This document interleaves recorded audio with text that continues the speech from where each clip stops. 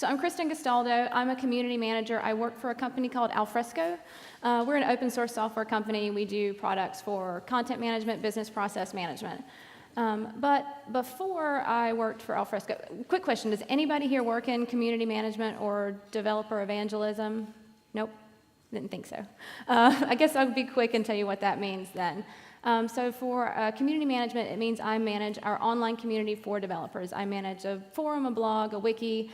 We plan online events for our developers. I plan a conference once a year. I basically work with our developer evangelists to create a worthwhile experience for our whole developer community. But before I did that, I worked at music venues. So I used to be a general manager and talent buyer for, this is Tremont Music Hall. The first club I worked at was a dirty rock club in Charlotte, North Carolina. It was basically a concrete box, and we did a lot of punk rock, hardcore, metal shows. This is kind of a typical night at Tremont. The second club I worked at is called the Music Farm, and it's a historic venue in Charleston, South Carolina. It's about 1,000 people. It's more of a historic railroad station. They turned into a venue. Because it was a college town, we did like jam bands and indie rock bands and reggae shows. This is me looking young and a little smug at that point in time. So you may be wondering how there's any overlaps, any parallels between managing a music venue and managing a developer community. And while I will admit that the first person that hired me out of the music industry was probably a bit of a creative resume reader, there really are quite a bit of parallels in the job. I mean, you take away, your late nights, your loud music, and most of the drunk people, and there's a lot in common. So I want to start with a little bit of background about shows. In my mind, I think of a show as an agreement. It's a three-way thing. It's between your venue or your promoter, your band, your artist, and then your fan or your customer. We really all need each other for it to be a worthwhile experience. And to me, that parallels the relationship between your company and your developer and your customer, particularly in open source. I do want to give a little bit of background on booking shows. So the way it works is basically your venue gets a call. Should I wait? Oh. Your venue gets a call from a booking agent. Storytelling in software development from stage B will soon be streamed in stage C. You get a call from a booking agent, and they say, hey, we've got Band of Horses coming through your area sometime between June 20th and 25th. Tickets are going to be $23 to $25. Send us an offer. We need $800 in catering. We need 4 loaders. And then you and everybody else in your region, anybody with a venue the same size, is going to do the math. They're going to say, okay, I think I'll do 1,200 people at that ticket price. This is the money I can generate. It's going to cost me this much in sound, security, loaders, the full package. This is what's going to cost me in hospitality. So this is what I can pay the band. And then you send that offer in. And you and whoever else is in the routing, because a lot of times bands will play maybe one stop between, say, like DC and Florida. They'll play one show in between. So you and North and South Carolina and Virginia are all like trying to get the same show. So the booking agent will look and say, okay, this is the best room at the best date for the best money. They'll confirm the show. You immediately get a contract and a rider.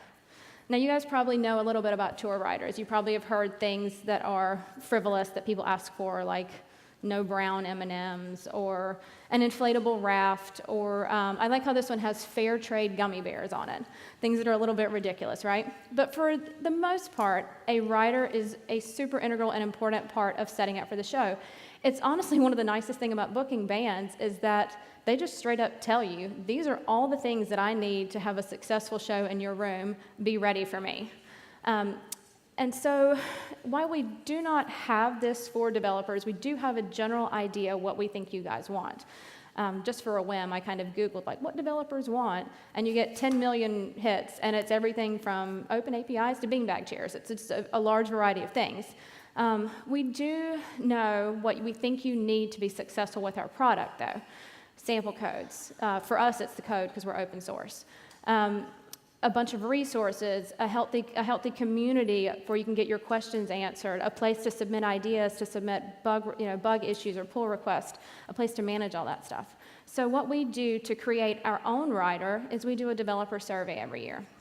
We reach out to all of our technical contacts. Those are people that maybe downloaded a trial, used the community edition, or are a customer or partner in a technical role, and we just ask them things that we need to know. Of course, we get things for historical context, like what product do you use, what version do you use, how long have you been using it, so we know what you're working with. But we also try to ask what resources they use, are they successful with those resources, what are they missing, where do they get stuck with things, what can we do to help, as well as what would they like to be using. So not only what do they use of ours, but what would they like to use with us, so that we can help move that path and be ready for the rest, for new technology, so they can continue to work in the ways they want to work with us. Now, I will say that if you ask your developers what they want, you need to listen to them, because you may find out that the inflatable raft they asked for wasn't a joke at all. It was something that was actually pretty integral to the show. So now that we're done with contract writer, it's time for load-in. It's the show day. Hours before the first fan walks through the door, people have been working to set up the space. There's loaders, runners, sound engineers, lighting directors, barbacks, tour managers, gear to load in, equipment to set up, beer to stock, toilet paper to refill. Lots of stuff that has to happen before fans walk in the door. The same goes for your developer community. If you were to invite your developers to use your product or visit your community and have nothing for them there when they got there, it'd be a pretty tragic experience. So you'd have to spend the time to get everybody in. Now, I will state for the record that this is the one picture I use that is not from anywhere that I worked. Just want to be clear about that. But this is what happens when you are not prepared for load-in. When I started Alfresco, we were preparing to launch our first developer community. We had a lot of resources. We had a forum, a blog, a wiki. We have a docs site, but none of these things talk to each other, and they just didn't work well together. So we decided to launch a full-fledged developer community. We had 10 years worth of content. About 75,000 pieces of content, to be exact. So it took us months to prepare for people to come to the space. We had to design a new information architecture, actually build the site, actually migrate all the information, and then make it a seamless experience for developers to come from all these disparate resources they were using into our main community. And while it takes months to do that, you have to do it, and it's worth it in the end. I mentioned that we had 10 years worth of content. We also have people with 10 years worth of experience on the product. So when you make it easy for people to stay with you and move with you, we have a community filled with thousands of members, and many of them who have been working on the product longer than some of our employees have. Oh, no. Sorry, guys. Let's try that again.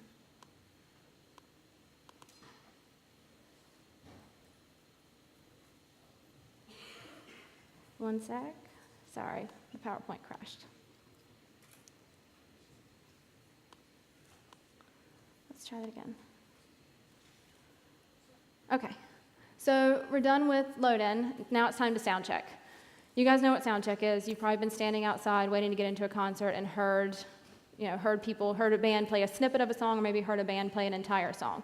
That is the very end of sound check. Sound check starts basically usually with one mic and one kick drum.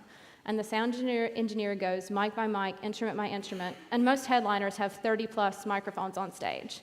And they go through and they check every microphone, make sure it's working, and then set the levels. So make sure that you can hear the vocals over the kick drum. Make sure you can hear anything over the guitar. Make sure that everything sounds good together. The way I think of this for our developers is our early access programs or early adopter programs.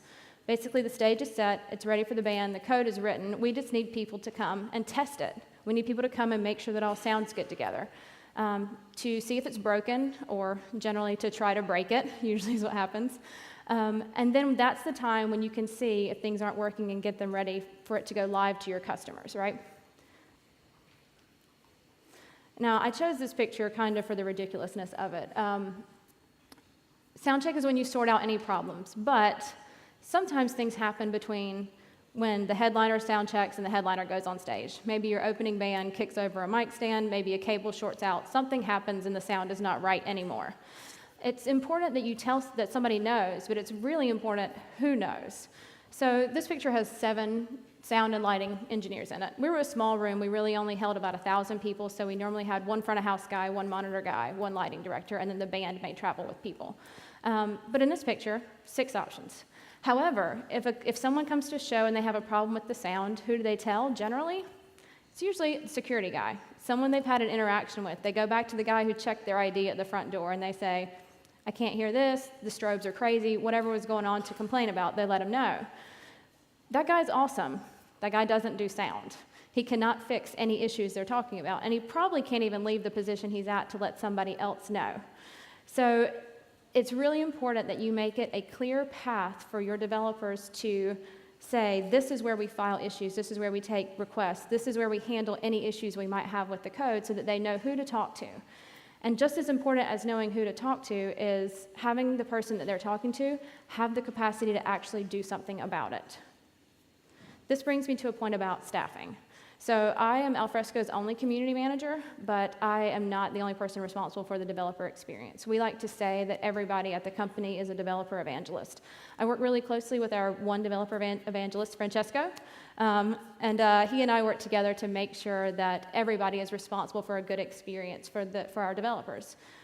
Every person who works a show is integral. If you're short, one sound guy, one lighting guy, one bar back, one security guy, it will hurt a show sometimes to the point of failure. Like if you've ever been to a concert but you couldn't get a drink because there weren't enough bartenders, or if you're waiting outside and you missed the opening band because the line didn't move fast enough, you have to adequately staff your community as well.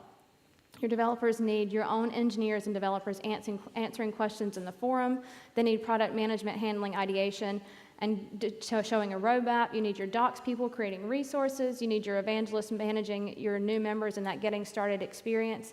There's a whole plethora of people who have to be involved for it to be a good experience for everybody. Now that being said, you do not have to have the perfect room to have sold out shows. Maybe the room's not big enough, maybe the stage isn't quite right, maybe you don't have enough dressing rooms. There are some things you can do to make sure it's still a worthwhile experience for everybody involved. And that starts with being a fan yourself. The club I worked at in North Carolina, you guys saw a picture of it. She's not fancy. I wasn't kidding when I said it was a concrete box. But we had a great crew. And everybody that worked there loved what they did. They loved shows, they loved bands, they loved musicians. And on your worst day, you felt like you got to be a part of something that was special. You got to be a part of something that meant something to a community and was memorable for other people. When you think about your developers in this way, you know, you want to recognize and reward those people who contribute to your product, who build your product for you. You want to make sure that they know that you're a fan of their work and that you recognize that what you do cannot be done without them. You know, bands, they play music because they love it, because they're drawn to it, because it's their art, it's their craft. I think developers feel the same way. Right? You do what you do because you love it, because you're passionate about it, because you're good at it, because it is a craft and it is something that is a talent that a lot of people cannot do. It's an art, right? So there is something for saying people do it because they love it, but bands also love to connect with an audience. Nobody wants to play to an empty room. You know, nobody wants to play to a full yet unresponsive room. People want to be recognized for their efforts. They want to know that people like what they're doing. So if you're able, you may not have the perfect room for your developers. You may not have a snazzy platform. You may not have a whole team of evangelists. You may not have a great conference every year. You do what you can to make sure that those people know that they're appreciated in your space. Can you write a blog post, featured member, AMA, give them t-shirts, give them swag, invite them to private early access programs, invite them on site if you can. Just do something so that your developers know that you recognize that they are, in fact, the reason that everybody came. Thank you.